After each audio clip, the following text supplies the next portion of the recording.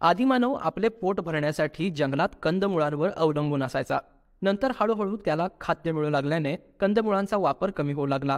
पण सध्या आपल्यापैकी बऱ्याच जणांना रोजच्या वापरात असलेल्या कंदमुळांची नावे देखील माहीत नाही आहेत.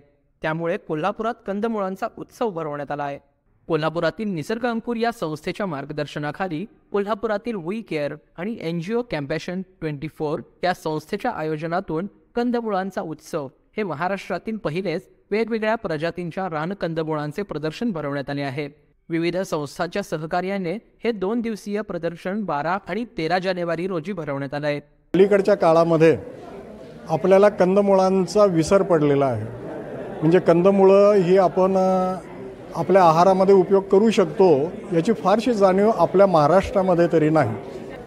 पण आपल्याकडे कोकणामध्ये राहणाऱ्या काही लोकांना मात्र कंदमुळाच्या बद्दल माहिती आहे.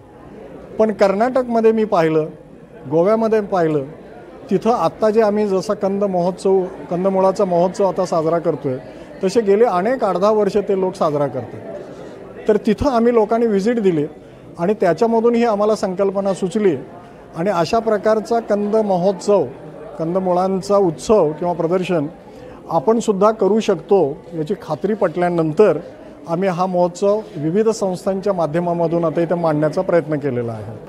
आता हे जे प्रदर्शन आम्ही इथं मांडलेलं आहे याच्यामध्ये बहुसंख्य कंदमुळं जी आम्ही आणलेली आहेत ती सगळी लागवडीखालची आहेत आणि याच्यातून आम्हाला असं सुचवायचं आहे की नुसताच त्याचा आपण वापर आहारामध्ये न करता आमच्या शेतकऱ्यांनी या कंदमुळांची शेती करावी ही आमची इच्छा आहे. स्कॅटर्ड एरियाजमध्ये ह्या कंदमुळांची माहिती आणि त्याचा उपयोग केला जातो, पण तो जनसामान्यांपर्यंत त्याचा उपयोग आणि माहिती त्याची कळावी आणि त्याचे बऱ्याच म्हणजे जसे शतावरी आहे हे आपण रेग्युलर यूजमध्ये, मेडिसिनल यूजमध्ये पण आपल्या कंदमुळं आहेत.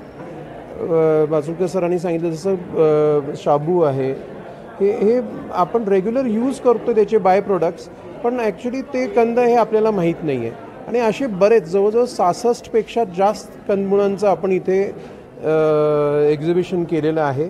आणि त्याच्यात मोहन माने म्हणून आपले हे आहे मित्र आहेत, त्यांनी याच्यात बरंच परिश्रम घेऊन सगळीकडनं विविध भागातून ते कलेक्शन केलेलं आहे.